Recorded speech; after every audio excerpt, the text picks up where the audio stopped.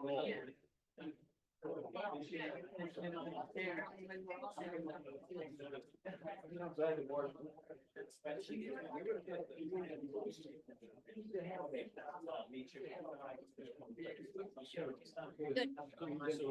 we're gonna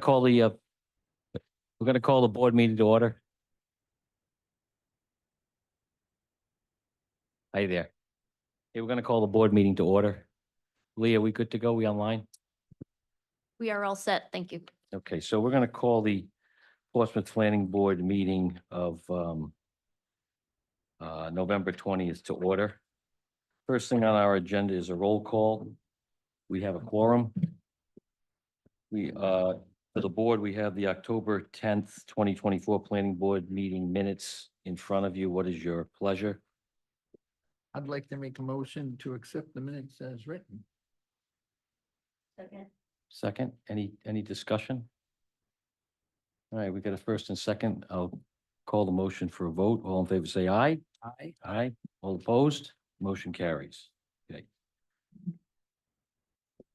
Next up is request for review approval of the town's town's community development block grant, CDBG application, consistency with the comp plan and with local development ordinances, regulations, including certification to forward to the town council. Ms. Hitchin, are you gonna address that one?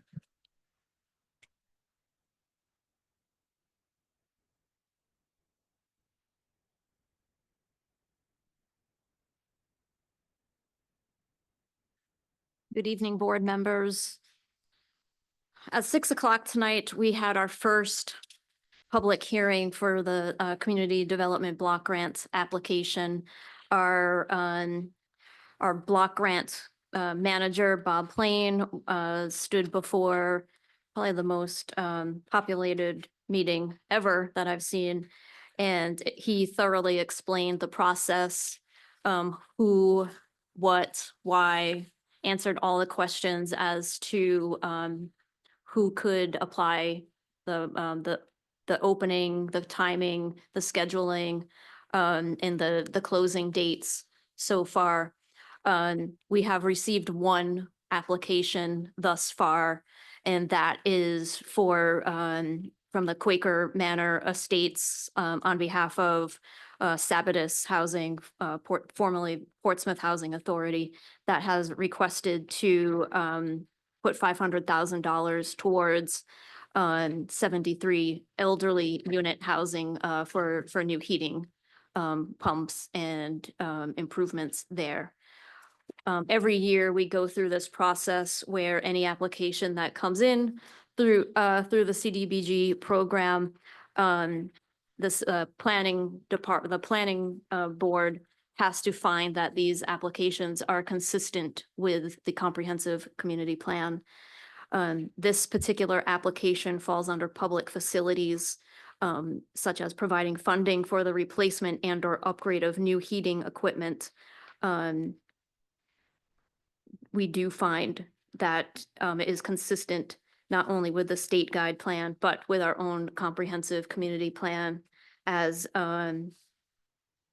if we refer to our housing element number 4, which preserves existing affordable housing opportunities. The town would like to continue work with not only the Portsmouth Housing Authority in their existing capacity, but try to provide a supportive role to maintain and enhance our existing affordable residential housing units. It also, the application does parallel with element number 7, which is services and facilities, which states improve on a current array of programs, services, and facilities for the benefit of senior citizens and disadvantaged individuals, families in the community. I did provide the very draft application that Sabatis has provided to us thus far. It will be solidified as we continue on with the process, and there could be additional applications that come in between now and the end of December. We are having our second public hearing, which has been designated as the town council meeting for December 9th. So this is what we have thus far. So the request before you is to find that this application is consistent with our comprehensive plan in those two specific elements of the comp plan. Okay, seems pretty straightforward. I hope so. Okay. Anything else, Ms. Hitchin? I'm just gonna ask any board members if they got any questions, Aaliyah. Yeah. You good? Okay. Yeah, on this side, you good? Then I'll open it up for any public discussion. Sure. Is there anybody in the audience who would like to speak on the community development block grants? Mr. Savany? Could you please state your name and address for the record? Yes, sir. Jim 72 Macumber Lane. I'm the Portsmouth Housing Authority Chair.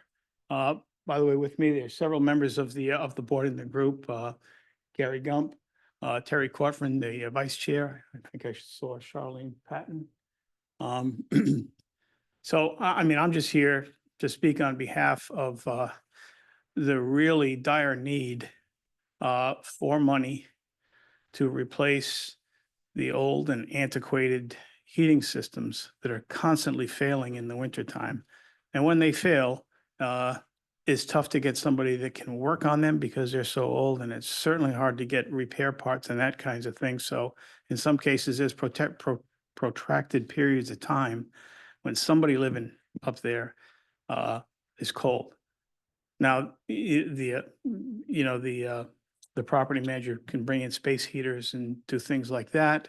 If worse comes to worse, they will pay to send someone to a hotel if need be, so that they stay warm while we get the systems repaired. But this happens a lot. It's at least the last 3 or 4 winters. So, by the way, the principal for Sabatis Housing is with us as well, Michael Packard. He's also the principal for Phoenix Property Management, which is the on-site manager for the properties. So if you need more detail on how bad this circumstance really is for the residents there, and these are people, they're elderly, and in some cases it's disabled folks as well. It's Section 8 housing. Portions of it is Section 8 housing and elderly housing. We really need to get these things replaced. So the $500,000 I think is just critical to keeping the people who live there, comfortable, safe, warm.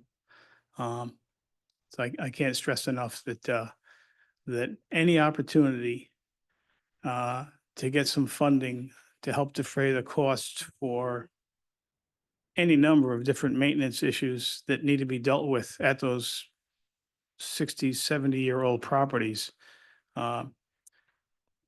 we pursue them aggressively.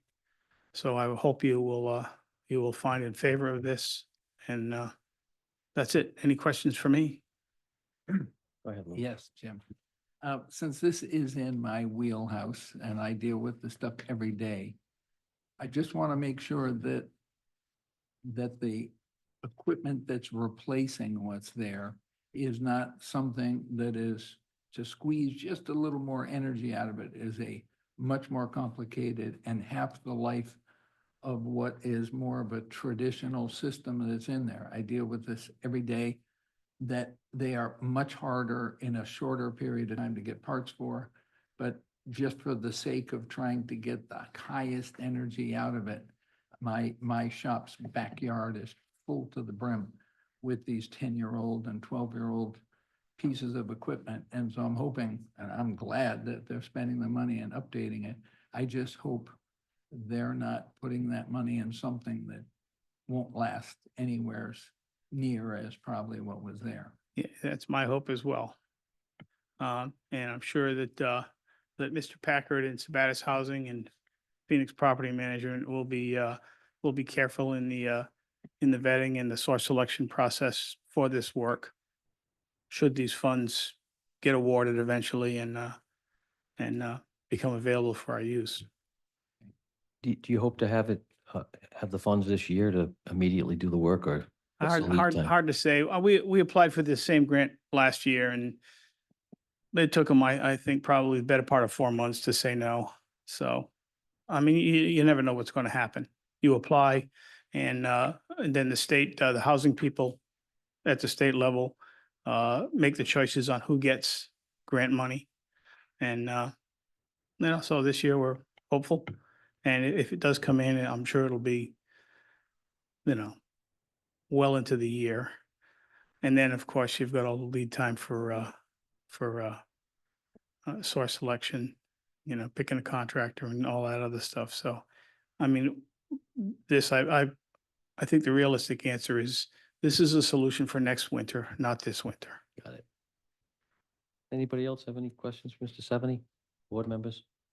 I just, I wasn't gonna ask this because it's clear there's a lot of, positive endorsement for this, and age doesn't mean a lot, but it's about $6,800 per unit. What types of units are we talking about? Heat pumps or what are we replacing? It just says HVAC units. Maybe Mr. Packard can answer more intelligently than I could. Sure, you can come forward, sir. If you could just state your name, position, and address for the record. Sure, it's Michael Packard, president of Sabatis Housing, and I live at 14 Beacon Avenue in Warwick. Thank you. So, in answer to your question, Ryan, there's several different types of equipment. Most of the equipment that's failing, and I think, Luke, this is probably what you're gonna agree with, are what's commonly called combi units, which are these small individual boilers, and each apartment has a boiler, and it does hot water and domestic heat as well. So there's them, and that would be in the Quaker Estates. And in Quaker Manor, they have atmospheric boilers, which those boilers are relatively new but terribly inefficient, although durable. But the main problem with Quaker Manor is all the peripheral parts of the system are, I don't know if they date back to original construction, but they're very old. And so those are the pieces that often fail there. If we have a circulator pump or a mixing valve or something that lets go, those parts are hard to come by. And when the pump is down, nothing's flowing. So the whole building's without heat. So The pumps, whether you have the combi boilers for the apartments, those are the disposable ones. And I Yes. think you'll just have spare full boilers just to swap out because the technology changes by the month and all that stuff. But that's the atmospheric boilers, they will outlast 2 or 3 times of any high-tech boiler. And it may be 8 or 10% more inefficient. But the moment you have to swap out the high efficiency one, you will have lost everything that you ever saved. And it's also one of those things in the middle of the night, like you talk about. The atmospheric one you can fix with a, paper clip and gum and tape, while the other ones you'll be waiting a couple of days. So I just hope they certainly take consideration and, all the new circulators are much more efficient and all that stuff. And it's music to my ear that you're be updating all of that stuff. yeah, our goal is, 100% resident satisfaction. So there's no acceptable time for the heat to go out. So we try and whenever we do something to do it 100% correctly and thoroughly, or not touch it at all. Yeah. So that we don't have the systems fail, because they always fail at, Saturday morning at 4 o'clock in the morning, that sort of thing. It never happens, Monday morning when you're ready to work. And so, too, that we have replaced some of the combi units in some of the buildings because we simply had to. And we've been putting Wiesmann boilers in because they're a vastly superior and more durable product. Yeah.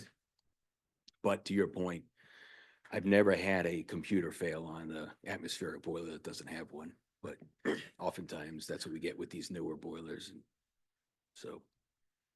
Okay, great. Any other questions for Mr. Packard? Thank you. All right, thank you. Anybody else in the audience that wants to speak on this petition? Anybody online, Leah? Hold on.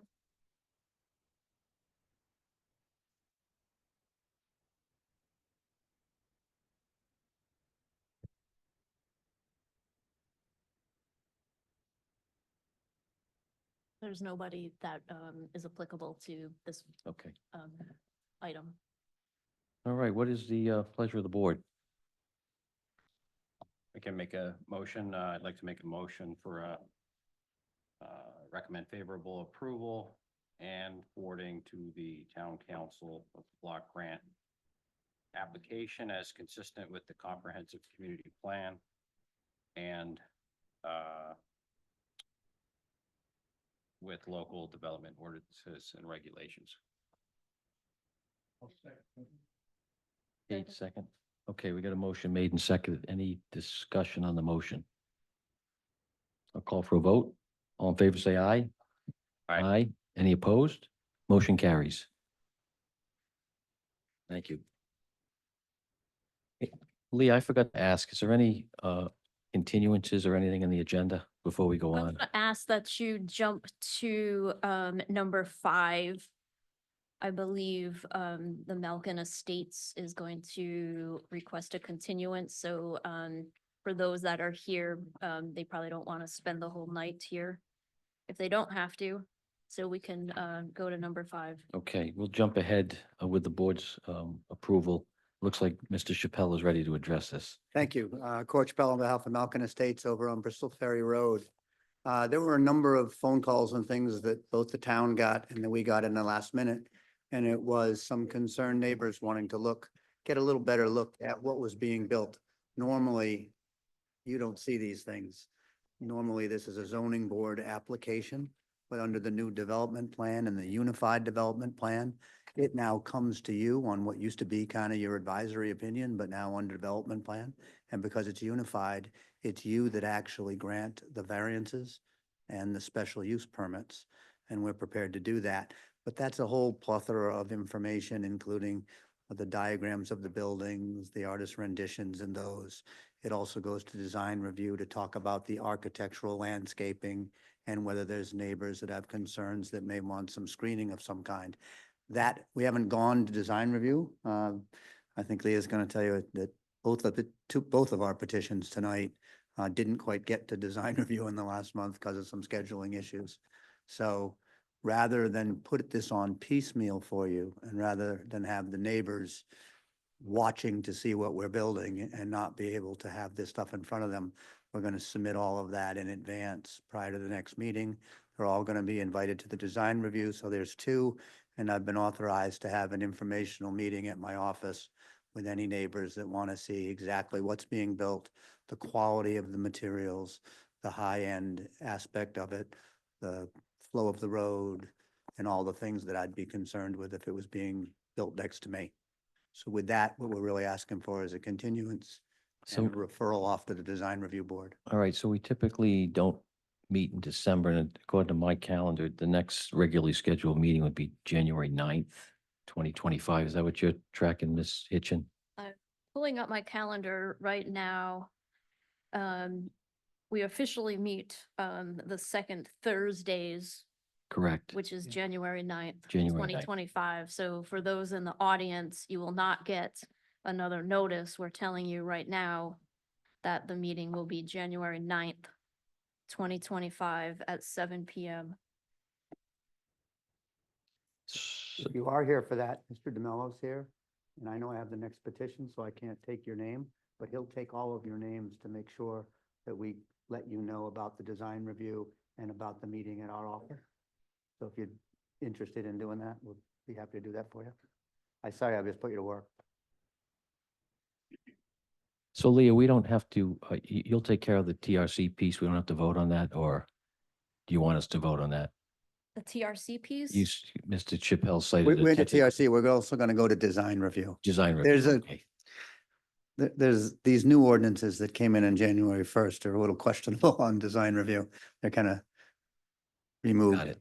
We've agreed to go to design review, whether or not we can have a debate on whether it has to go to design review. Remember, the unified plan was one-stop shopping, and we're not one-stop shopping. We're back But design review is important, especially for the neighbors, and we had agreed that whether or not we had to go, we would go.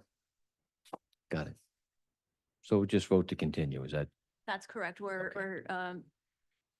Attorney Chappelle is in front of you to request a continuance to January 9th, 2025.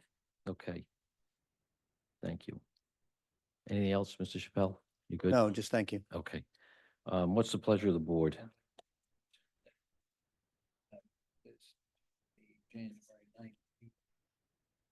So it's the public hearing for minor land development unified project review known as Malkin Estates. Yeah. Okay, is there a second? Mr. Tibbetts, Mr. Harding, Mr. Tibbetts, any discussion on the motion? I'll call for a vote. All in favor, say aye. Aye. Any opposed? Motion carries. All right, so if anyone is in the audience for the public hearing, that will be continued to January 9th, 2025. All right. Any other continuances, Ms. Hitchin? No, we're going to jump back to number 4. Okay. All right, public hearing. This is item 4 on the agenda, preliminary plan, public hearing for Spaceport LLC. Applicant and owner for property located at 0 High Point Avenue, being tax assessors map 38, lot 19, zoned limited light industry. The applicant is requesting to construct an 80 by 196-foot storage facility, which requires a dimensional variance, various encroachments, et cetera. Mr. Chappelle. Again, good evening. Let me remind you that we were here kind of on a conceptual plan for this. But let me also remind you how we got here, because again, this is all brand new as of January 1st of 2024, and then recently codified by the town of Portsmouth. We always had a referral to developmental plan review under our ordinance for any building in excess of 5,000 square feet, I believe. So what would happen is we would have to go to the zoning board to get a special use permit, which is a use allowed conditionally. Just a little zoning tutorial. You look into the Article 5 of our zoning book, and it'll say yes if something is permitted without any permission at all, S if it is a special use permit, which is a conditional approval, and no, which is something that would require a full use variance. So special use permits have always gone to the zoning board. But when the development plan came in, then the January 1st new legislation that said that we're not going to make people go back and forth. We're going to call it unified development plan. So anything that would go to the planning board for development plan, anything that you used to review and give advisories on, now can come here. Seems like it shall come here. And you now have the power to do the zoning board type decisions. One is a special use permit, and there's specific criteria for that listed in the ordinance. And I have all that with me, and I'll point it out for you. And 2, in this case, there is a dimensional variance. There's 2 types of variances on our planet. One is a use variance, gas station in a residential, some type of that type of the use of the building. And the second is a dimensional variance. We said the front yard setback would be 20 feet. We're proposing it 16 feet. And there's a standard that it's more than a mere inconvenience and a reasonable relief necessary to do what we're doing. And I'll give you that standard. You actually, when we're done tonight and it's time to vote, you're directed under the new ordinance to vote on the dimensional variance first, then the development plan special use permit. So trying to get through that, we have Mr. Phillips, who's here from Spaceport. We have Tommy Principe, who you saw some of his engineering last time, but we'll do that. And I'll walk you through the ordinances and what's important. Next thing you got to remember is this is the light industry park. So the light industry park is zoned light industry. But if a light industry lot anywhere other than the park is zoned light industry, it has its own setbacks. Light industry park has a codified separate set of rules. The first rule is that anything you build there needs a special use permit. Meaning we wanted to give the board and we wanted to give the neighbors and the opportunity, the chance to look at conditions, whether it was lighting, how obnoxious it is. I'll put it on the record what the standard is and what we're doing, but it's not nuclear power plants and a limited light. It's lighter stuff with no obnoxious noise, no gas, no odors, those types of things. No retail, no residential, but specifics. The irony that brings us to a variance is that anywhere else in town in a true limited light area or a heavy industrial area has a 50-foot front yard setback and a 30-foot side yard setback. This particular development has 50-foot setbacks everywhere. So the side setbacks are actually 20 feet higher in the limited park than they are in the non-limited limited areas. So you're going to hear from Tom Principe that when we put the building there, we couldn't meet the 50 feet on one side that abuts another industrial lot. Because of the topography of the land, the mezzanine is only 30, or the stairs, the emergency exit stairs are only 30 feet away. And the main building, I believe, is 34 feet away. So that is a 20-foot sideline variance. Other than that, you're going to hear that there are no variances whatsoever, and it meets every criteria of all the dimensional requirements of a limited light use in that park, and the use itself meets all criteria without variances. So without further ado, I'll bring Larry up if you don't mind. He's saying, what are you asking me questions for, I'm sure, but Larry, the reason. Hey, before you go on, could you just make sure we get Mr. Phillips' full name and address? Sure. Larry Phillips, 108 Catherine Street in Newport. Thank you. Larry, I know we went through this before, but we have to create this record here today because what we did last time doesn't count for what they need to consider today. So first of all, tell me a little bit about what you do and the restaurant business, and then we'll talk about what the storage facility in Portsmouth is going to be and why. I own several restaurants in Newport and a marina, and this building is purpose is to serve for those businesses. And it is exclusively storage for your businesses, is that right? Correct. Okay. And right now you're storing things in a various number of buildings, both on and off island. Yes, mostly in Warwick, which is, you know, More than a mere inconvenience? yes, And you're looking to move this into the town of Portsmouth, where a lot of your businesses are on the island, is that right? right. We do a lot of seasonal storage, so we're not planning on using the building on a daily basis. It's really sporadic. And we're not selling retail out of it? Nothing. Okay. And so the traffic pattern is in fact, in your opinion, does it meet the criteria of a limited light business? Yes, it's very So limited. it's not daily, it's not even tractor trailer trucks, it's mostly van type. Yeah, a van once a week would be a lot, actually. All right. There are a couple of things in our ordinance specifically that at the facilities you store now, are you creating any noise? Are you creating any vibration, smoke, dust, dirt, or toxic or offensive odors of any kind? No, No outside storage? no, none. So that's really all the questions I have about the use. The building itself, the size of the building, can you tell us the size of the building? It's about 16,000 square feet. And that is purposed for your actual needs. You have a number of bays and separate door systems so that each of the restaurants can have their own space. Right, That's what you told us so last time. certain restaurants can access certain portions, others, other portions, so we don't mix and match. And you tasked Tom Principe from Principe Engineering with the job of trying to put the building that met your needs onto this property in a way that would require no variances?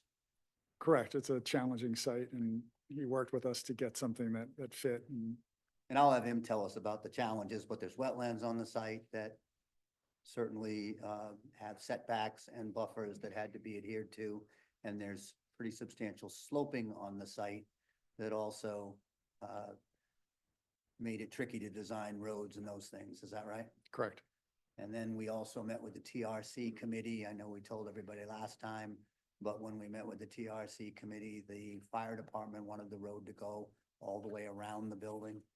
So we've done that. Correct. We modified the plan slightly. And even the building, and this is pervious pavement that requires the maintenance plan, Correct. Yeah, for the stormwater management. and we needed the stormwater management. And based on the necessity to go around the building, the stormwater plan, the retainage areas, and the size of the building, this is the only place the building could go, mandating that request to modify that rear set yard rather than sliding the building forward. Is that right? Correct. I'll have Tommy do that. All right. Any other questions about? Let me see if any board members have any questions for Mr. Phillips.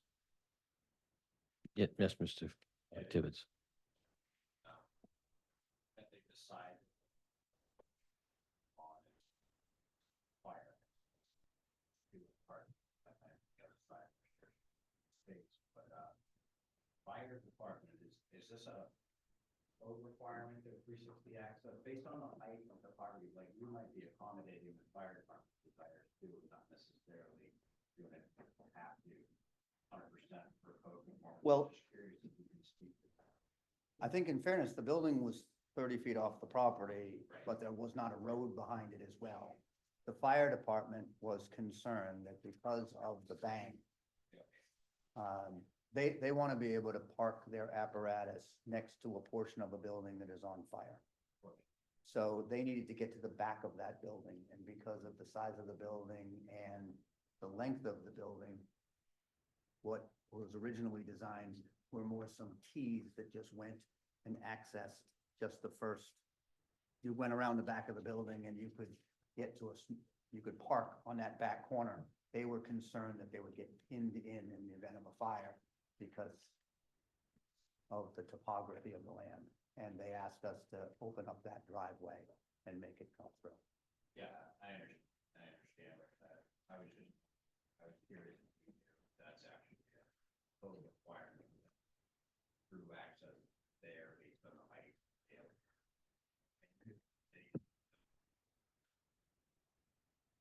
I will tell you, and I think Tommy can say it, I think, It's a positive accommodation. I think the technical code requirement is they need access to all portions of the building. When he wanted access that I could drive and get out of there if there's a problem. And he wanted to be able to go all the way across the back. And it, certainly you can't debate the safety aspect of it.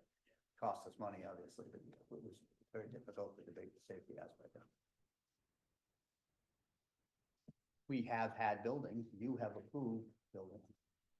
Let's go to the senior center, for instance, where we didn't go 360 degrees around the building. We went all the way along the west side, all the way along the east side, and we had East Main Road covered, but the back didn't circle behind it. It stopped at a T. So you would technically attack those back corners from two.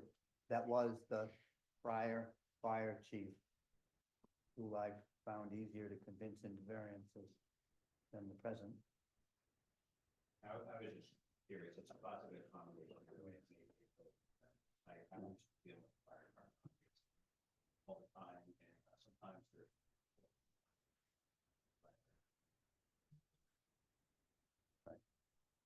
We didn't challenge what he wanted and ask you to decide differently from what he asked, because it didn't really affect. It's not the cause of the variance. We need the variance either way. It's just what's there. It was just an expense, but it added emergency exits for all of us, I guess, not just. Anything else, Mr. Tibbetts? Any other members of the board? Thank you, Mr. Phillips. Thanks. Tommy?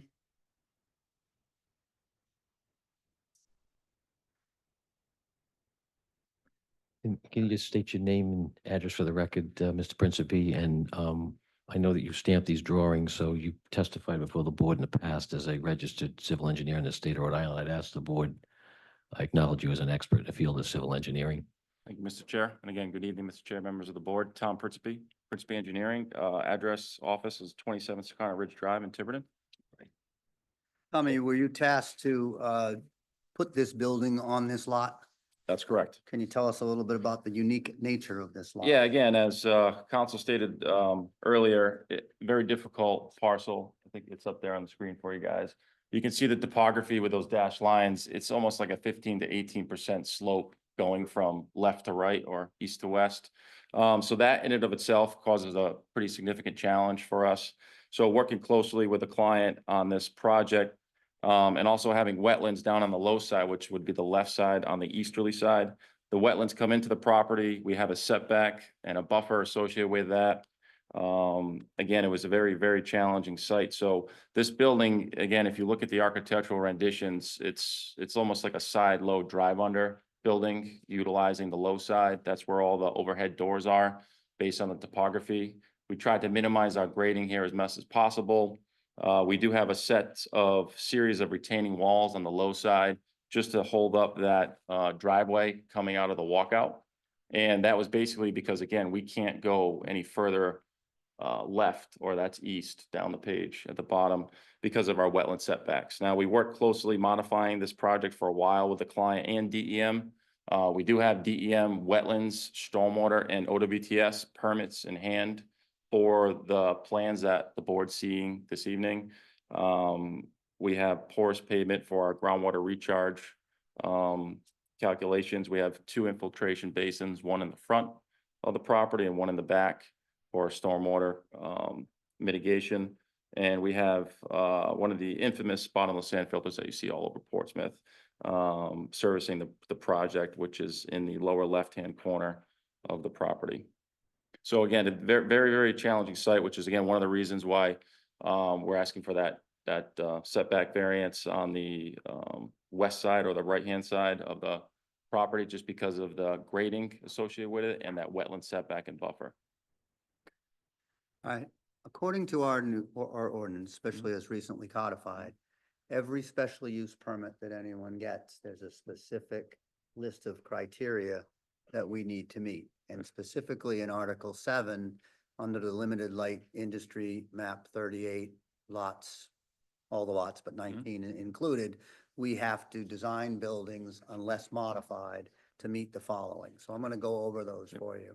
First of all, the building has to be less than 30 feet tall. And we did design around that. Is That's that right? correct, yes. And it has to be 1 story in height, and we designed around that as well. Is that right? Correct. No variance is required. No. The front yard and rear yard and sideline setbacks are all 50 feet. And we met the 50-foot front yard, the 50-foot side yard down the hill, obviously, and the 50-foot rear. There is the single variance on the north side that is That's the west side. I'm sorry, west side. Yep. Which is right, Oh. north is up, the north is up the page. It's 30 feet to the mezzanine stairs and Correct. emergency exit, is that right? Yes, And it's 34 feet? correct. Yep. So technically that is a 20-foot side yard variance for the staircase and a 16-foot side yard variance for the building. That's correct. And the rationale for that is the topography of the land that we can see on the east side. We had to get, it couldn't be pushed in that direction. Correct. Parking has to be a concern, and Yes. we have to do the math of the size of the building. Mhm. And then each use, this is a storage use, has a number of parking spots per square foot. And that is calculated on your plan Mhm. at the 0.75, at 1 space per, 0.75 per thousand. Yep. And when you multiplied that out, we Yep, needed, 15,680 square feet was our gross floor area, which calculated out to 12 spaces is what we have. and we got those 12 spaces Yes. without variance, and they're full size of our 20 by 40 ordinance. Is that Correct. right? Yes. Yep. The ordinance calls for loading zones or loading and unloading to be off-street. And based on the front of this building being all garage doors, the Mhm. loading and unloading are there, Mhm. all off-street. We meet the ordinance Yes. without any variances of any kind. Is that Correct. right? That's correct, yes. And you have always heard consistently again from Mr. Phillips that this is the storage for his businesses. There's no Correct. offices, there's no retail. Correct. It is the storage for items that are currently being stored off That's in correct. other locations for some of his local restaurants. Mhm. We also there's no mechanicals that are in here that are going to put off noise, odor, smoke, dust, Nope. any of those things. The storage is Just a about big- as big garage. innocuous Yep, as of a limited use as you can have. Is that right? correct, yep. There is no outside storage proposed or even areas that we've constructed for outside storage. And in fact, because we were so restricted with trying to keep our pervious material to a minimum, Mhm. that the pervious material that we have is all dedicated, or the pervious To the pavement is traffic or all parking. dedicated to either the fire lanes, which must be Yep. left open, Yep. or the parking lots, which must be left open. Correct, So we haven't designed any space correct, for outside parking, correct. outside storage, I'm sorry. That's right, yep. Um, Area between the buildings and the lot lines is used for either parking or fireways or green space and retention areas. So we don't have it being used Mhm. as anything else on the. Correct. Okay. Drainage was a big deal on this plan, given the Mhm. size of that building and That's right, the layout. Did you do a full drainage plan for it? absolutely, 100%. And Yep. this specifically in this ordinance says that there will not be an increase off of the property post-development from anything pre-development. And it Correct. gives you T-155, I think it is. TR 55. Okay. TR 55. And And- again, just to note again, we have the DEM stormwater permit from the state as well. You've already got that. Because we had wetlands and because of the size of the project, just so the board knows. And So, yeah, you met the standards called for not only by the state, but in But our also the town. ordinance without variance. Is Both. that right? correct. Okay. Yes. Now, what are the septic requirements for this building? So again, just because it is, again, a storage facility, the leaching field was just conservatively designed for having a few bathrooms in there. There's not gonna be people living in there. There's not gonna be people working in there, but it's more of just a convenience bathroom itself. So we conservatively designed it for, I'll have to actually get the gallons per day. But it's usually, I think it was 200 something gallons per day, which it'll never see that. But we were just being very conservative because it's a bottomless sand filter. They actually don't do well if it's too small of a flow. So there's a minimum size threshold for those AX pods. So again, I think it's around 200 gallons a day, but that's not what we're proposing on this facility. But that's been approved as well. Oh, yeah, we have that DEM permit in hand. Correct, yeah. The industrial park has specific requirements regarding signs. Mhm. We require no permit for that sign No. because we require no variance Correct. to stay within the confines of the sizes allowed. Is that right? Correct, yes. All right. It talks about fences and hedges, Mhm. but there's nothing, again, you No, can have proposed. fences up to 6 feet high. Correct. There's nothing that we propose anywhere that would require a variance of any kind. No, There had to be some grading and some retaining walls, though, is that right? absolutely significant grading and retaining walls, yes. Why Yep. don't you explain to them the retaining walls and the safety features put in place Yeah. so that no one's driving off that wall or no. Oh, one's sure, falling sure. I off. mean, as you approach, we were able to grade that on a 3-to-1 slope. And then as you can see up on the screen, at the bottom of the page where parking spaces 2 through 6 are, we have a line type detail showing a retaining wall. So that retaining wall runs parallel, which would be north-south from parking spots 2 through 6, and then continues southerly along the south side of the building. And then we had to tier and step those 2 retaining walls to get back down to our grade, because again, we're cutting into the slope. So the building's kind of being built into the side of the hill naturally, just to reduce our amount of land disturbance. So with that grade, we had to bring that grade out, and because it was sloping around 15%, we had about 10, 11 feet to level it out. So that's why we have 2 tiered walls, 2 5-foot walls. They're not very, very tall. It's kind of designed like standard practice for us to rather have a tiered wall with 2 small walls than rather a very, very large wall. So there will be a safety rail up at the top on one side, but we don't have walls all over the property. We're able to grade out the north side and the south side at a safer slope itself. So it just triggered the retaining wall. And again, basically, one of the reasons we're saying is we need a variance is because we have that wetland buffer. So I could continue with that grade and slope it, but we had DEM pushing back on us. So we're very limited with space. So what we've just talked about really is all of the criteria specifically set forth to do the special use permit.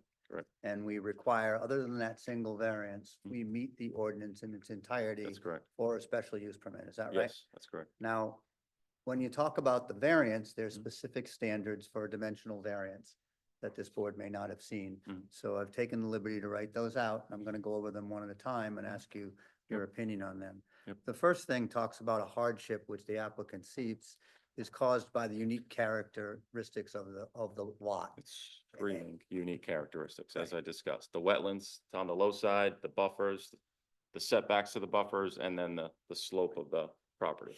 What that generally means is if you have a perfectly good lot that you could Mhm. build a house in or Mhm. build a Mhm. building in, you should be able to do it without variances. Mhm. But the ordinance that allows a perfect lot to be built traditionally didn't always think of these There's a unique few lots far between. that are not only in extremely strange shape, Yeah, but because of that topography in the wetlands, a unique setbacks. circumstance.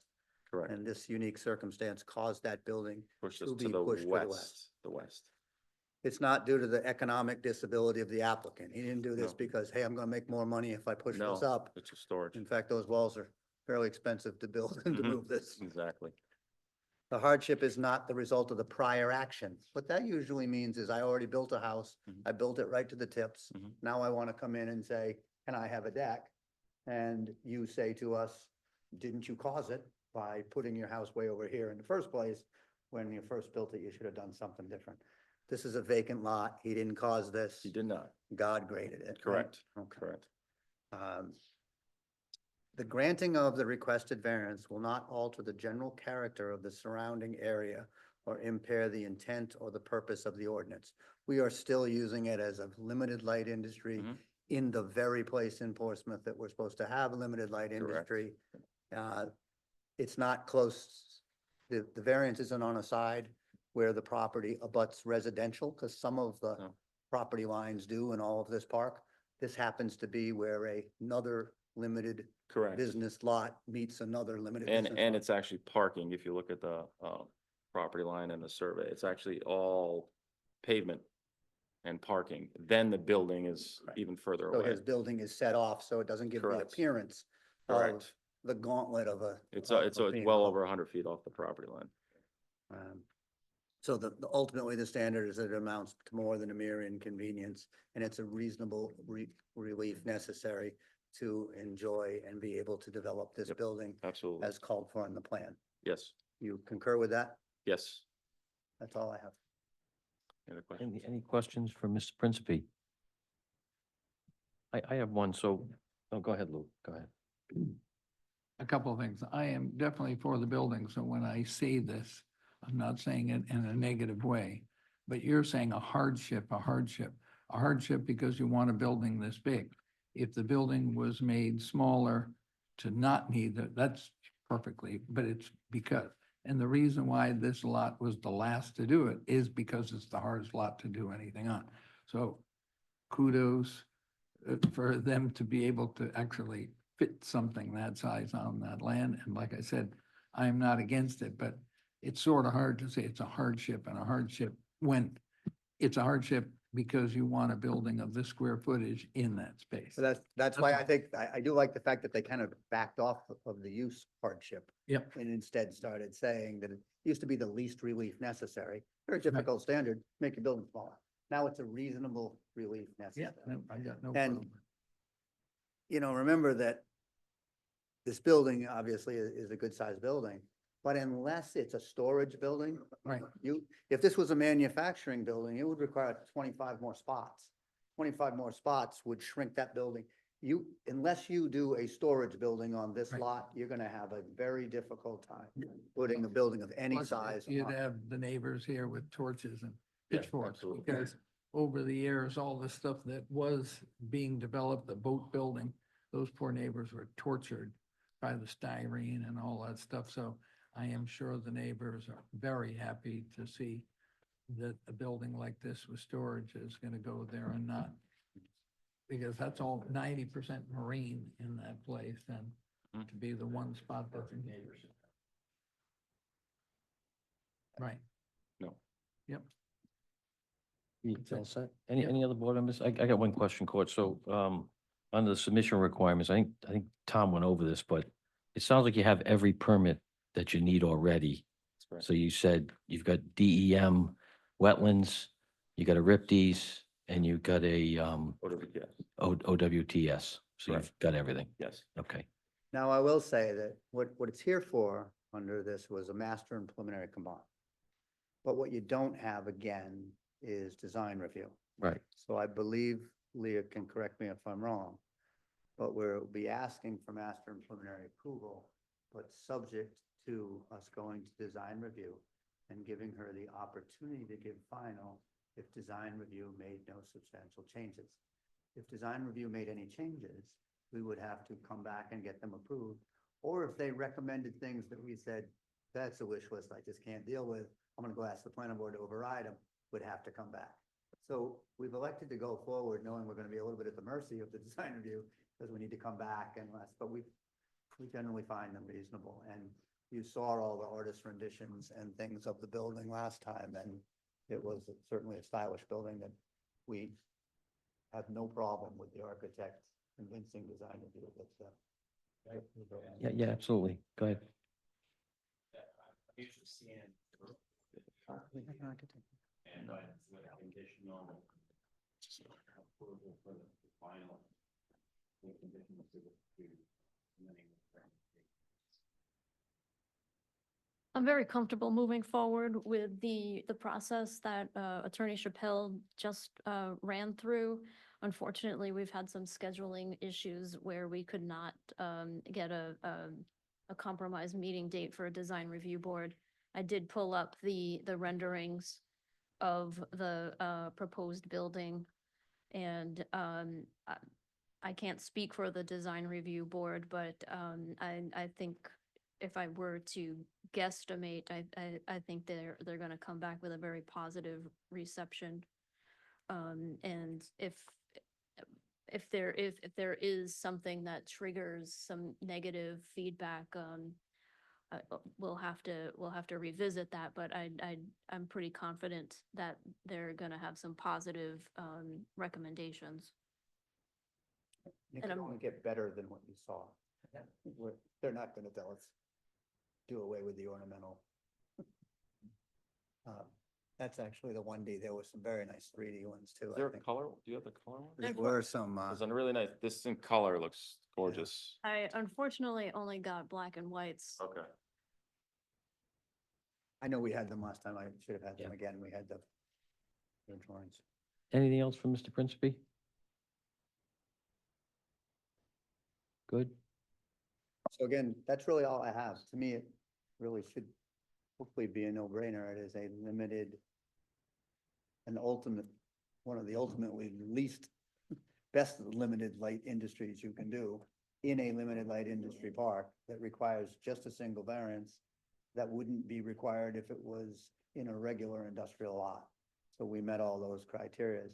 Knowing the TRC or the Technical Review Committee has given positive recommendations from both the fire department, your Department of Public Works, your water department, and the police. I haven't heard from neighbors yet, but I don't know that neighbors are against it either. So Okay. look for, and again, I remind you that this ordinance says that you must first decide on the variance and then on the special use, And then you're also being preliminary. on the developmental plan review.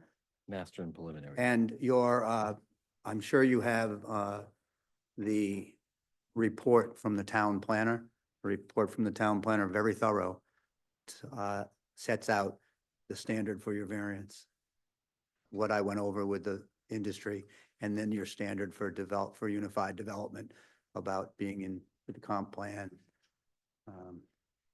Not being, and if you look at her page 17, I believe. But she went through each of the standards as well. So I have. Okay. Thank you, Mr. Chappelle. Any members of the audience would like to speak on this petition? Lee, is there anybody online? Second.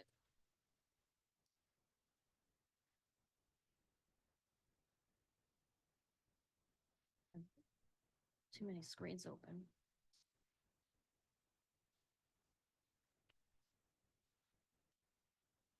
If there's anybody virtually dialed in that would like to speak for or against the application, please virtually raise your hand.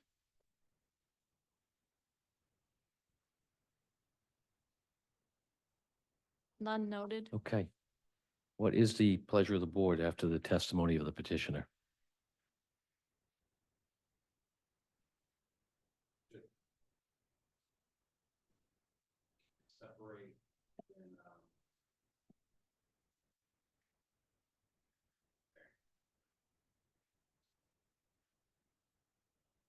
Separate and, separate from the. You do break out the variances first. First. Mhm. So the only variance is the setback from the west side. The west side, correct. That's it. Mhm. It's a dimensional variance from the west side.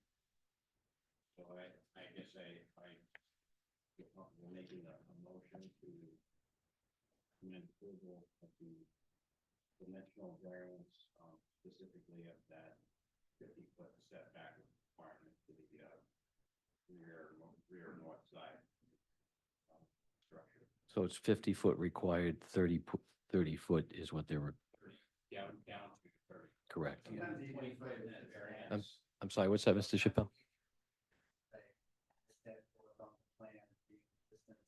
Perfect. Okay, yeah. You got that, Mr. Tibbetts, as set forth on the plan set? Variance of the 50-foot setback requirement to that rear north side as set forth by the plan. And that is the only variance we need to start with. Okay, so we got a motion made. Is there a second? Mr. Harding, second. Any discussion on the motion? All in favor of the motion, say aye. Aye. Any opposed? Motion carries unanimously. The second piece, Ms. Hitchin, is going to be The special use permit, it's on the fourth to last page, goes through the criteria for the special use permit.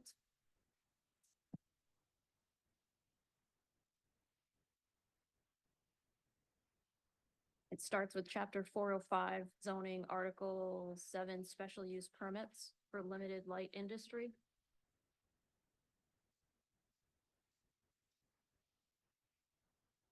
And you'll want to make specific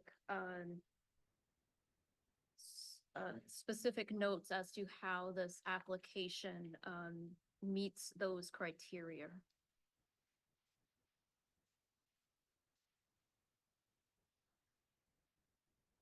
yeah, I think they are, but we could probably just cite Ms. Hitchin's staff report.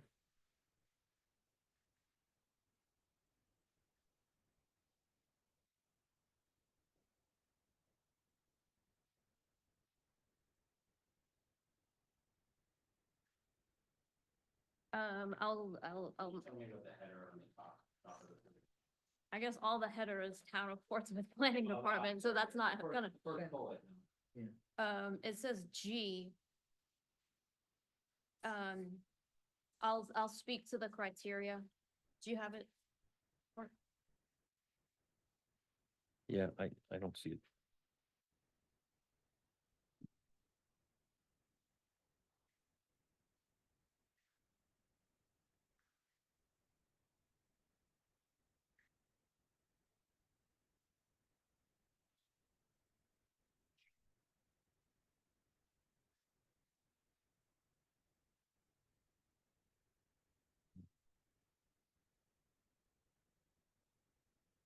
Just find it, Mr. Tibbetts.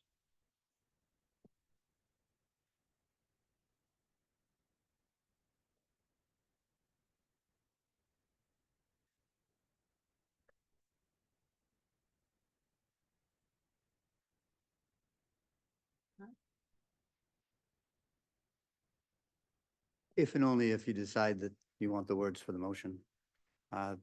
We've done it a lot at the zoning board.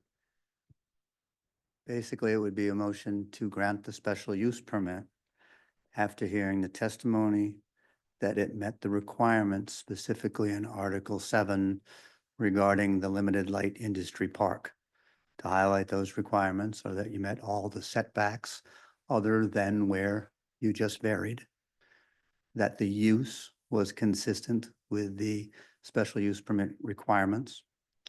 That the height and drainage and factors set forth in the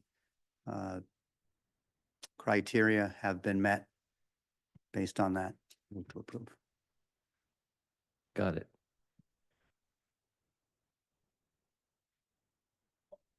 Make a motion for favorable approval of the special use permit for chapter 405 zoning. Article 7 special use permit. Yeah. Special use permits. Limited light industry with conditions set forth by staff report. Presented under the chapter 405 requirements and the page number. Okay, we got a motion. Is there a second? Mr. Harding's going to second that. Any discussion on the motion? You good with the motion? Okay, we got a thumbs up. I'm going to call for a vote. Oh, not done. Keep going. Done is the variance from the special use permit. Now the development plan No, I know. has its 1 through 4. So we were just going to vote on the special use permit, then we're going to keep going. Okay? Okay, go ahead. Okay, so we got a motion made and second on the special use permit. I'm going to call for a vote on that. All in favor, say aye. Aye. Any opposed? That motion carries. Okay, go ahead, Ms. Hitchin. We're gonna get used to this. I know we are. So this is the part we're generally used to, which is the board usually makes positive findings on the standard provisions. Which is the proposed development is consistent with the comprehensive community plan and has satisfactorily addressed the issues where there may be inconsistencies. The proposed development is in compliance with the standards and provisions of the municipality's zoning ordinance. There will be no significant negative environmental impacts from the proposed development as shown on the final plan with all required conditions for approval. The subdivision as proposed, or the development as proposed, will not result in the creation of individual lots with any physical constraints to development that building on those lots according to pertinent regulations and building standards would be impracticable. All proposed land developments and all subdivision lots have adequate and permanent physical access to a public street. Lot frontage on a public street without physical access shall not be considered in compliance with this requirement. Findings of fact must be supported by legally competent evidence on the record which discloses the nature and character of the observations upon which the fact finders acted. And that'll take us through master and preliminary approval. Yes, and then the only other condition you may want to put in with this motion is that the applicant must go to design review board and the final plan would be approved administratively. Okay. We have that on record now, correct? Okay.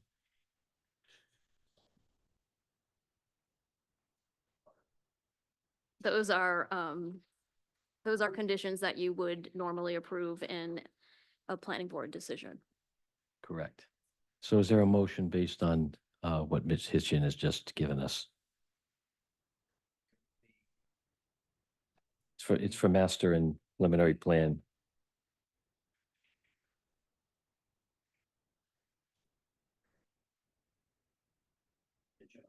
Operation of recommendations by the design board with final approval granted administrative based on operation. Otherwise, return to.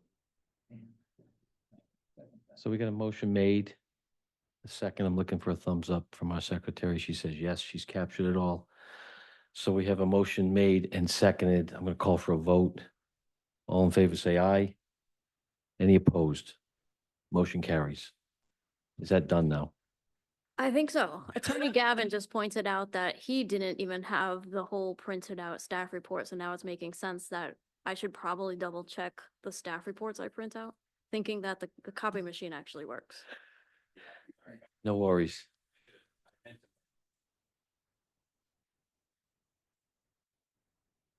It is also posted online on the town website. Okay. You got everything you need, Mr. Chappelle? Okay.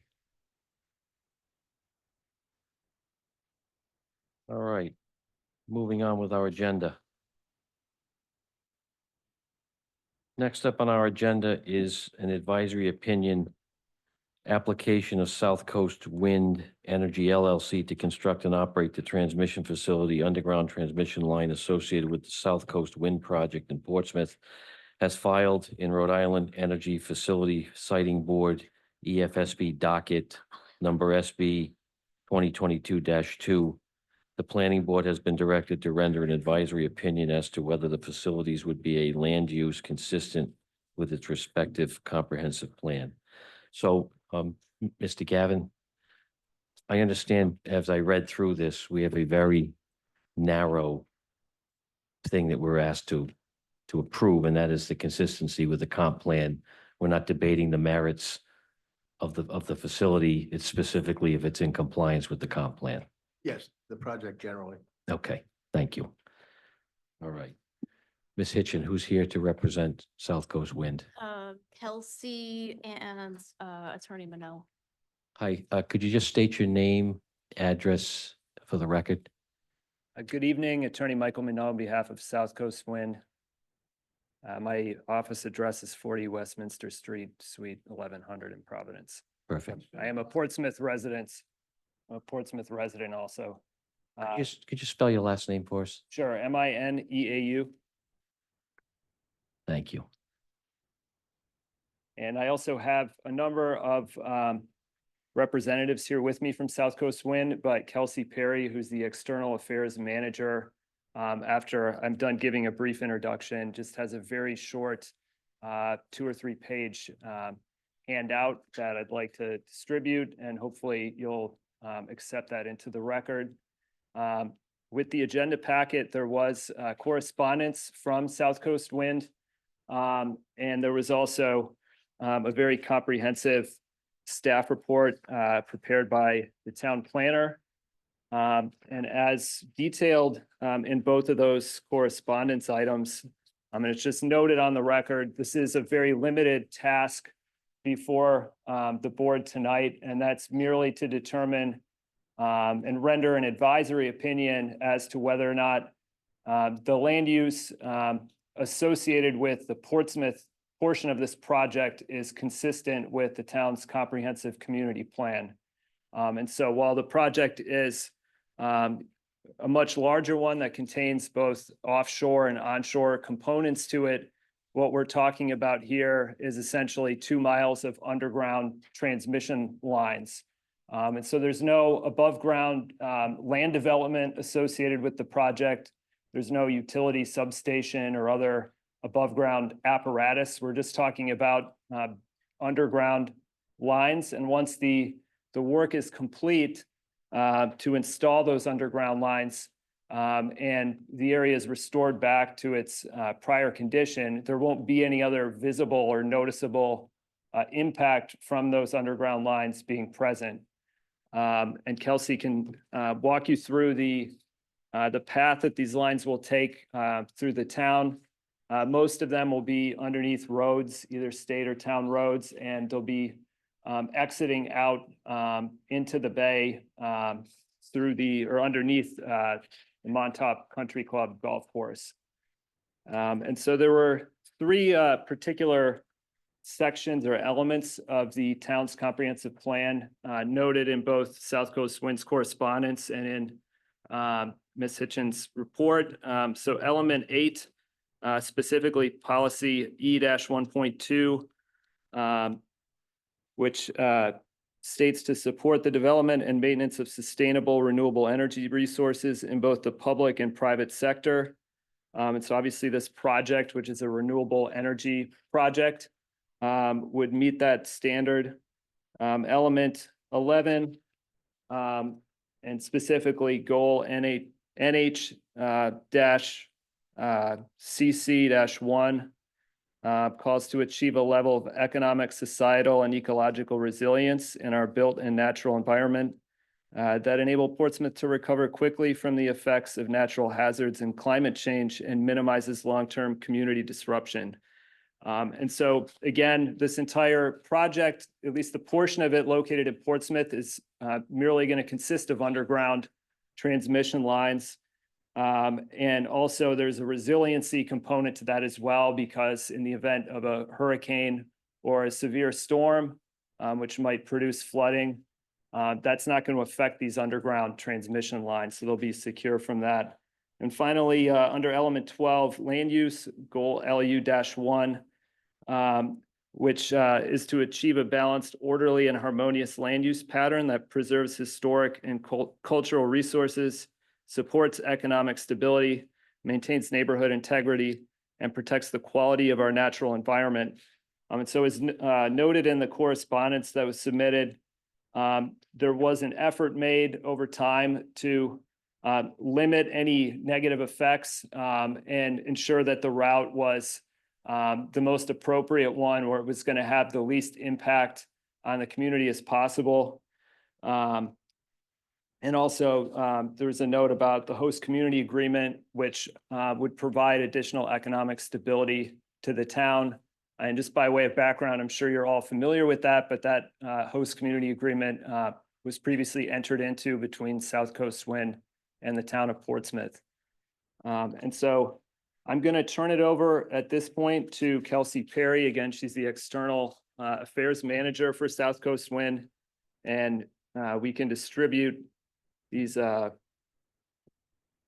handouts that she prepared. And if you would accept them into the record. Thanks for handing those out, Mike.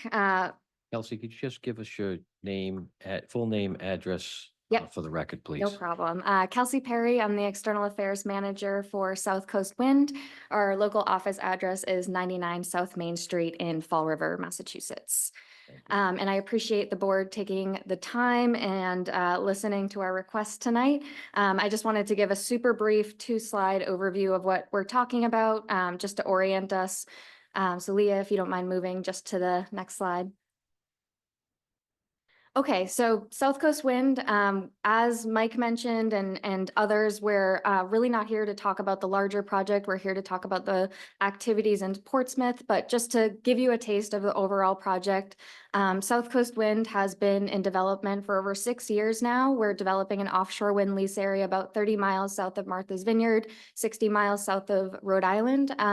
We're planning to bring our offshore export cable that will be buried underneath the seafloor to Brayton Point in Somerset, Massachusetts, where it will interconnect to previously existing infrastructure there that hosted the coal plant for a number of years previously, and is now being looked to turn into more of a renewable energy hub. We are, a clean energy generator. We're looking to contribute offshore wind energy to New England's energy portfolio. We were recently awarded a contract with both Rhode Island and Massachusetts for over 1,200 megawatts in the recent multi-state New England offshore wind solicitation. So we're in the process of negotiating those contracts with both states. I won't go through the 3 elements of the comprehensive plan, again, as Mike laid it out pretty nicely, but again, natural hazards and climate change were considered in the development and engineering of this project, and it is resilient to harsh conditions. Land use, there's been lots of site analysis and routing analysis going into this project so that we're avoiding dense neighborhoods and optimizing our route to make sure it's the safest route for the public and the environment. And then economic benefits. This is a large scale energy project, and all large scale energy projects bring things like jobs, local supply chain development. But for Portsmouth in particular, as Mike mentioned, we do have a host community agreement that we entered into of January this year with the town that will provide funding for the town over 30 years. And it can really be used at the town's discretion. So for resiliency projects, any type of community benefit project. And the next slide, just to orient us back to what we're talking about tonight. So I think you've all seen this map. These are our routing plans for Portsmouth. We're planning to use horizontal directional drilling at Boyd's Lane to go underneath the beach and underneath the roadway. We'll follow Boyd's Lane back underneath Montauk Country Club, back into Mount Hope Bay, where the cable will remain, again, underneath the seafloor to reach Brayton Point. So there's no above ground infrastructure in Portsmouth. The cables will remain underneath the roadway. There will be, temporary construction. This really is a temporary construction project, and there are no impacts during operation. It's an unmanned system with occasional checks to the cables, but really should be underneath Portsmouth roadways, similar to other utilities.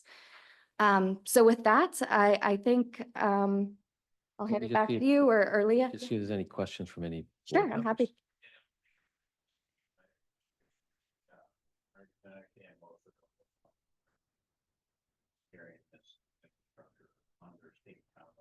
Are there any exceptions to that you're concerned with, advising not to? Or is it all under state or town road infrastructure? Where the cables are being laid in Portsmouth?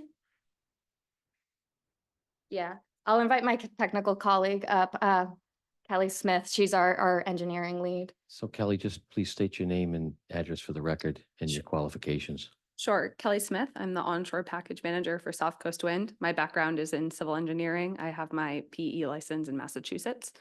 And address, the local business address is 99 South Main Street, Fall River, Massachusetts. And so just to speak to your question, horizontal directional drilling is the method we intend to use to land the cables. To install them along the state-owned and town roads, we would use conventional open trench utility installation methods. But that infrastructure is ultimately all going to be under state roads. There's no private property concerns that you haven't ironed out yet. No, so some of the HDD work area would be on private property, particularly Montauk Country Club and the corner of Boyd's Lane and Park Avenue there. But the work along roadway would be in the public right of way, owned by RIDOT and the town of Portsmouth once we turn onto Anthony Road. Mr. Harding. This is a question that's been asked me and I have no answer for it. Why is the cable not able, just as it's come across and down the Secana River, to just continue on the Secana River and not have to come on the land to go back down? And I have no answer for that, so maybe you can tell me what to say. Sure. We did do an extensive routing analysis when selecting the preferred route for the project. And the challenge with continuing up the North Saconnet River is the existing bridge abutment constrictions. They were demolished in place. There's a lot of rubble and material on the seabed and also very deep scour holes. So we wouldn't be able to use the conventional method that we plan to use offshore to lay and bury the submarine cables. So it would be a more extensive construction operation, and it would be much more difficult to ensure that we were safely burying the cables. So you would certainly be disrupting the mooring locations up there. You might have to do additional horizontal directional drilling within the water. And then it's just a concern about being able to keep those cables safely buried through the scour holes. The voltage, just as people don't want to live directly underneath the cable, the high tension cable, what is the voltage that is transmitted in those cables compared to the overhead ones that nobody wants to live underneath? Sure. So our project will be using 320 kV HVDC, so direct current cables. Direct current has a static magnetic field similar to the Earth's magnetic current, just for frame of reference. The grid in the United States and really worldwide uses alternating current. And some of the conventional transmission levels for our high voltage transmission network, 345 kV, there are 500 kV lines, backbone lines that run overhead across the country, but really 115 kV and 345 kV are the most common for transmission. So maybe I missed something. Is there anything equivalent to the overhead that will be transmitted underneath the ground going across the territory? Or is it because it's DC and not AC? It will be DC and not AC. The voltage levels are of a similar order of magnitude to existing transmission. Because it's DC, will not have the same effect as what an overhead AC line would have.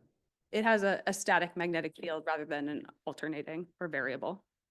Has that in any form of any ways brought up any concerns? There are, I guess I would just say there are plenty of examples of submarine and underground cable installations. There's also plenty of examples of using DC current for long distance transmission. There are examples of lines running from Massachusetts to Quebec. There's examples of lines running across Long Island Sound. It's a technology that's been employed safely worldwide for a very long time. So there's no pending accusations, true or false, that are brought up, that there could be concerns to fish and water being near there, or anybody, if it went by their yard, that they would have any concerns of any, whatever it is that comes from the electric. Well, I think we're getting a little far afield of what we're supposed to ask, that's all. You know, just from a comprehensive community plan standpoint, I understand what you're saying. I am interested in what the average depth is though, under the ground surface, So I'll start. onshore. Okay, onshore, target burial depth would be 3 feet minimum cover. Yes. The short Okay. answer. Is there any other questions of the board for the engineer? Go ahead.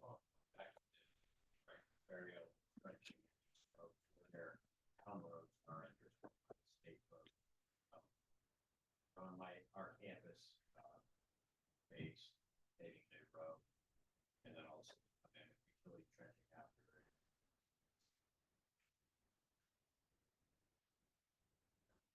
So, already been worked out kind of with the town, with you mentioned some considerations for the next 20 or 30 years on. Things and projects, is that all part of the discussions you've already had with the town, is the effect on road infrastructure? Yeah, specific, I think what Mr. Tibbetts is asking is patching, repairing, that type of stuff, you know, how will that affect us from a town standpoint? You know, maybe we're lucky and these are all some of the other bad roads that are gonna be taken soon. But that's, you know, I presume that's not the case, that there's some roads here that we're gonna cut into, you know, basic top, toe down. And anytime you recompact that, put it back together, it's never the same, right? So I'm just curious if that consideration discussed at all with DPW as affects them. So- It could be Boyd Lane, which is a state road, and then it looks like it goes along the wetlands and then across the golf course all the way to. So let's let the applicant address Mr. Tibbetts' question first. So the planning board's review of this particular question of comprehensive plan consistency is just one piece of a large puzzle. So the Energy Facility Siting Board has issued similar requests to a number of other both state and local entities. So we are engaging with DPW currently. The zoning board has its own question to answer. There'll be a presentation to the town council soon regarding another aspect of this. So to answer your question, yes, we are directly engaging with DPW, and most of this is either under state roads or the private portion that mostly is where this exits out into the bay from Montauk Golf Course. That answer your question, Mr. Tibbetts? Yeah. I think Kathleen, you had a question? Okay. Luke? Yeah. Okay. All right, I don't think we have any other questions for the engineer. Thank you.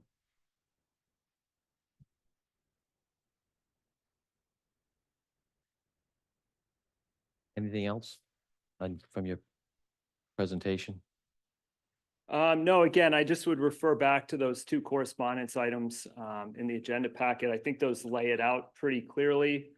And again, what the jurisdiction is here is that the Energy Facility Siting Board has the permitting jurisdiction for this project. And there's more information about the larger project in general in those the correspondence items that I won't get into, but the task here and the request is simply that this board issue an advisory opinion confirming that this use located within Portsmouth will be consistent with the comprehensive plan. Okay, thank you. Thank you. So I'm going to ask if there's any members of the audience that has any questions or want to be recognized, but it's specifically in regard to the comprehensive plan consistency of this petition. That's all is before us tonight. So I'll open it up to any questions from the audience or anyone online.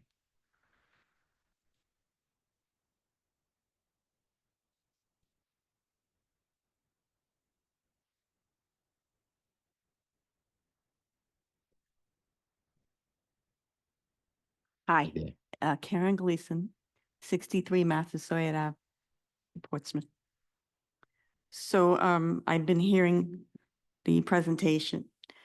I think you mentioned 1,200 kilowatts. Is that correct? 1,200 and the cabling. I'm sorry, megawatts. All right, but there's two lines. You mentioned one, correct? Okay, but isn't there going to be a second line, 2 lines? You gotta come up. I'm just want to clarify, Okay. because I'm under the impression that No, I want to make sure that it gets on the record, please. That's all. You've asked a specific question. So tonight we're discussing South Coast Wind 1, which is our first cable that is coming from our lease area, about 1,200 megawatts. Our entire lease area that I showed in the first map it has an energy generation potential of 2,400 megawatts, which is enough for 2 projects. And we haven't filed our state permits yet for that second project. But we are anticipating some engineering design on top of that. So I don't know, Kelly, if it's worth explaining the variation, but we are pre-planning for the second project that we have an option to land in Falmouth in Massachusetts or again at Brayton Point. So essentially we're doing the horizontal drilling work once where we're drilling 4 conduits instead of 2 the first time around. But if we were to pull the second cable through and, build another converter station at Brayton Point, we would have to refile state permits and go through this again. So right now we're talking about the first 1,200 megawatts about of the one first cable. project. Yeah. Okay. so you want their advisory opinion tonight, just on the 1,200. You would have to come back if there was a plan to. Well, our correspondence specifically mentioned that notice variation. It's described as, so, I would refer to that. And again, the purpose of drilling for that potential second one is to minimize impacts going forward should that second project proceed. So I think the question of whether 1 line or 2 lines are consistent with the comprehensive plan really should yield the same answer. It's an underground line with no above ground apparatus or associated utility. There's no power generation, which will be occurring within the town of Portsmouth. This is just an underground line at this point. Yeah, to be specific and to clarify that the staff report says that the projected capacity is 2,400 megawatts. It doesn't discuss the number of lines. It just discusses the megawatt capacity that we've been asked to look at. So it was specifically mentioned in the South Coast Wind correspondence, and I believe that there was a reference to that also in the staff memo in the discussion of the various sections of the comprehensive plan. You're right. It says 2 20-mile submarine cables. Okay, thank you, Thank you. Ms. Gleason. So my concern, even if there's just one cable or two, I just feel like that voltage amount, 340 or 325 or 320 kilowatts is a lot. And I understand that the transmission lines will be under the roadway 3 feet at least. But this is really close to my neighborhood. I'll be driving over these roads on a daily basis to get to my home. And I don't know if there's really any environmental studies, long-term studies with that high voltage cable in residential areas. I'm just afraid that maybe over time, we could see an uptick in, I don't, name a disease, leukemia, any type of cancer. So also, and this is just a statement I would like to make, that and we talked about neighborhood integrity, which is related to the comprehensive plan. I'm not so sure this is really neighborhoodly friendly. And I got concerns. It might be health concerns. The other issue is it's so late in the year. And we are going to switch administrations. And I'm wondering if this advisory opinion can be delayed until we have more information going further into January. That's my question. I certainly appreciate your concerns. Again, we're not here to address any health concerns or anything of that matter. We're here for a very narrow thing that we've been asked to Right. look at. And And- it's consistency with the comprehensive community plan, which has already been passed and accepted. We got a staff report that's been analyzed, and that's specifically the 3 items that we've been asked to look at. Well,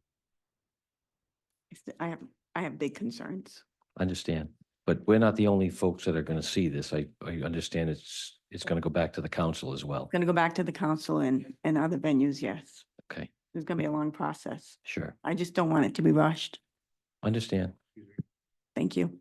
Chairman, just to clarify, going to the council specifically on the issue of sound, the noise ordinance and for an advisory opinion on granting a sound variance Okay, for construction after hours. understand. Okay.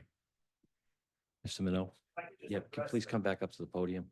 I could just address the timing issue. So that is of particular importance. So under the preliminary order that was issued by the EFSB, it provided only 4 months for these various advisory opinions to be rendered. So that's why it might seem like a rush, but that's why we're here. And it was kind of a rush putting everything together just so that we'd have the opportunity to appear before you at this time. And so that deadline is fast approaching, and that's part of why we're here, and the other meetings will be coming up shortly as well before the other boards and the council. Understand. Thank you. Thank you. Is there anybody else in the audience that would like to speak? Lee, anybody online?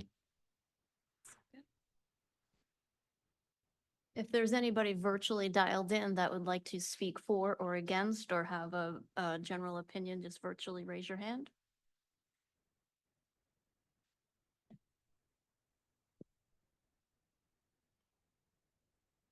None noted? Okay, again, I just, before the board makes any motions or does it, anything else, we're here just for comprehensive plan consistency. So what is the pleasure of the board?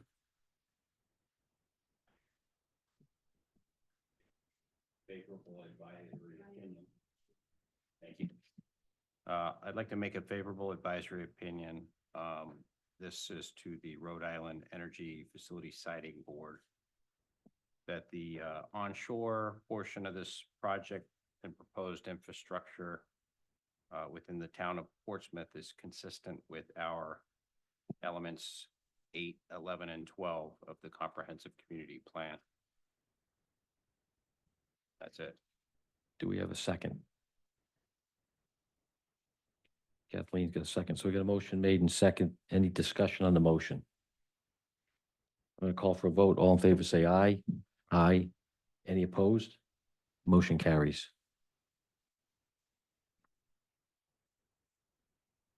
All right, next on our agenda is adjournment. That it, Miss Hitchin? That is correct. Oh, I'm sorry. Yeah, I did. Hey, we're just gonna backtrack one just to make sure this gets added as an exhibit. I'll go ahead and make a motion to enter the two-page PowerPoint that was presented by Miss Kelsey into the record as Exhibit A. Exhibit A. All right, get a second on the motion? Mr. Harding seconded. Any discussion on the motion? All in Sorry. say, all in favor, say aye. Aye. Motion carries. Sorry for doing that backwards. Good catch. So our next meeting will be January 9th.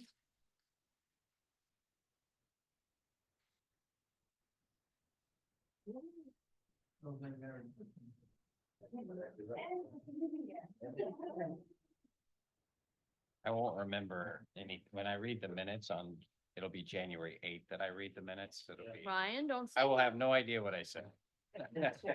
You'll remember, you will remember, because you're the. Be like, I'll read it and be like, I guess if I said that. Did we make a I motion? don't have to a long adjourn? memory. Did we motion to adjourn? Mr. Harding here. Second. Kathleen. Got it. All in favor, say aye. Aye.